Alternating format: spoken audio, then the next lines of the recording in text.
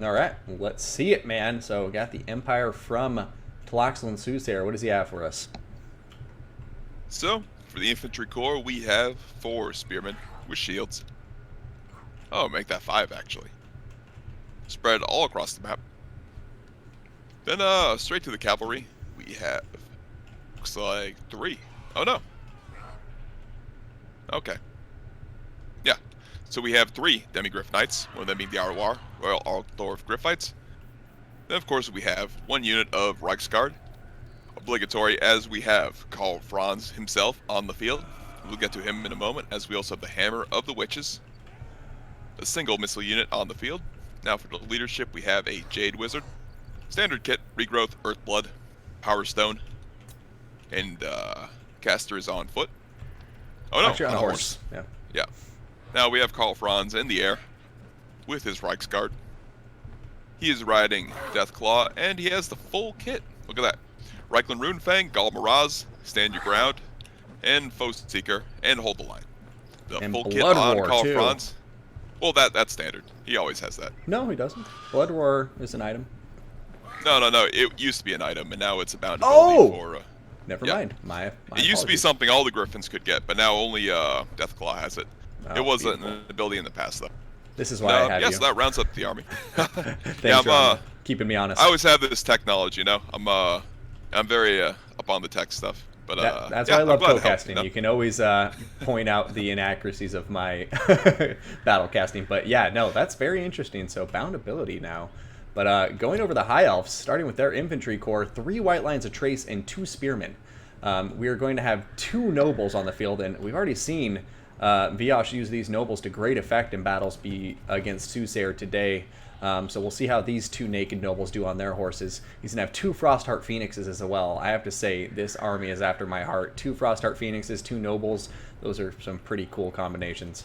In the center, we're going to see Alariel the Radiant with Earthblood, Shield of Thorns, as well as the Star of Averlorn, Arcane Conduit, Shieldstone of Isha, Shield of Sapphire, and Lifebloom.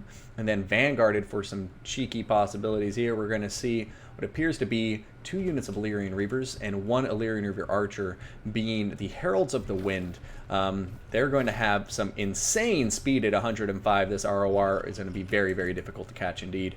So we'll see how it all breaks down, but looks like you're getting right into it, sir. What an icy cool build from the High Elves here. And Yeah. I gotta say, the Frost Pigeon, it really is a beautiful unit. Oh, so beautiful. AKA the Frostheart Phoenix, and yeah, man. And I just love the combination with the nobles too, because their debuff, which I forget the name of, the Blizzard Aura with -9 melee attack, is pretty interesting, and I think it will help out a lot in that, you know, hero combat for the nobles. Absolutely, with the nobles having 60 melee defense as martial prowess is active, and that's a very strong synergy between the 2 of them. Mm-hmm. And yeah, be interesting. Looks like they're running right into the teeth here of this Empire force. So I'm curious to see what Tlax does here. Will he take an engagement, or is he going to pull back? And yeah, it seems he is pulling back and trying to refocus on the center of his army here, which is being peppered by the Heralds of the Wind. Yeah, I like this pick of the Heralds. I mean, yeah, Viash's deployment in army I like quite a lot. He has a lot of units still kind of hidden around the battlefield, but Soothsayer playing this very patiently, the sign of a truly great player here, you know, knowing what engagements he doesn't want to get in, not just rushing into them. He's going to be pulling back that right flank. And yeah, right now it just looks like the High Elves patiently approaching, waiting for their infantry to close that gap. Indeed. And looks like an Illyrian Reaver looks like it was perhaps going to be able to get into the Hammer of the Witches, but it is repelled by these attentive Demigryph Knights running guard on the back lines here. And yeah, look at this. Soothsayer continuing to pull back, but... Oh, here comes a charge on top of the White lines of trace from the Reichsguard, and they're just going to send them flying down the hilltop. Frostheart Phoenix coming in for a counter, but now the Demigryph Knights are coming in on top of the Frostheart. That was beautiful foresight. So he has the initial charge by the Reichsguard. Then he has the foresight to see the Frostheart coming in to support, so he pulls down the Demigryphs to get a second charge, it seems. But yeah, they're pulling out. You know, he's just pulling out now. Oh, but no, okay, Karl Franz is getting on top of the further noble. into it. Yeah, exactly. Karl Franz coming in with the hammer. smacking that noble. He doesn't care if there's a pigeon or a noble. He says, I'll take both of them. And look at that. The noble is just terrored off the field. But here we go. Looks like the Lyrian Reavers are finally going to get into the cookie jar, but no. Nice countercharge by the Royal Altdorf Gryphites, and great initial jump by the Empire here. Yeah, I have to say, Tutorial getting some beautiful engagements off there, you know, dishing out so much damage to that noble so early on, and yeah, the one critique I would have had is keeping those Demogryph Knights on top of the Frostheart Phoenix, but yeah, right now, I have to say, Soothsayer in a really strong position as he deals with the Illyrian Reavers who are trying to get into the cookie jar. He's already dealt with 2 of the White Lines of Trace are below half health, and yeah, very good initial engagements, but Alarielle getting a big heal on top of her nobles and Frostheart Phoenix. And it looks like he is decisively winning this flank, but oh yeah, this is hard though. I mean, the star is massive here. Absolutely. And these nobles are back at a full fighting capacity.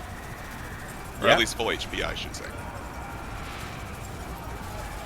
But Soothsayer looks like he's smartly just refocusing to the other flank, which has been completely exposed without any of these support units. And yeah, looks like he's going to clean all these units up promptly. Absolutely, and you know, it looks... Oh, High Elf's trying to come in here, get on top of the Spellsinger and the Hammer of Witches, but now the Cav once again coming in to protect it.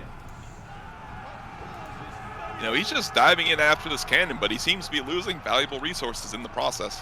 Exactly. But, these Frost Pigeons are trying to get on Carl, and they have the speed to harass them all game. But, oh, wow, okay, they're going right after the Reichsguard. Seems like they may be able to goon the Reichsguard here. Yeah, but I mean, if Carl just turns around and turns his attention on those Frostheart Phoenixes, he can do so much work. Indeed, you know, now they're jumping on the Heralds, and yeah, as these pigeons frantically try and take out units, it seems the Empire is just deleting the High Elf force from the field. Yeah. No, Soothsayer, his target prioritization has been so on point. And look at this, Demogryph Knights getting a huge rear charge, taking care of the rest of those Spearmen and White Lines of Trace. And yeah, I just feel like Soothsayer has been on point this battle. However, as we've seen so many times before, the High Elves, with nothing but Alarielle and Nobles, are really able to do a lot of work in the late game, but we'll see if Carl can start taking some chunks out of their health right now in some combat that seems fairly Empire favored, just with all the Demogryph Knights in this blob.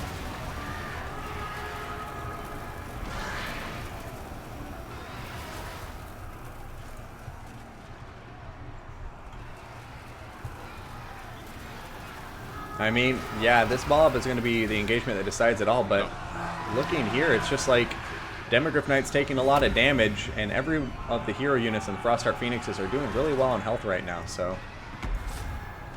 Yeah, and it's just, you know, the High Elves are so good in a grind fest, it seems like this might be the, you know, right where the High Elves want to be, just grinding down these units with these really heavy hitters, because, yeah, with these 2 Nobles and 2 Frost Pigeons, they can just delete models here. But, yeah. Although, they still have the balance of power to contend with, and Carl has his hammer. Looks like he's coming into, I mean, he could get a nice decisive charge on these Nobles. And just hitting Alarielle with a huge hit, though. Oh, but Star of Avalorn for the head coming of the snake. My Terror goodness. Route canceling the Star of Avalorn after it was cast. What a huge deal. Oh, my God. Now she's dead. My goodness, that changes things. That was such a huge play. Like, what perfect timing to cancel that Star of Avalorn and then kill off Alarielle. And now it just looks like the Empire's game to lose. Yeah. Tlax says, why go after the Nobles when I can go right after Alarielle?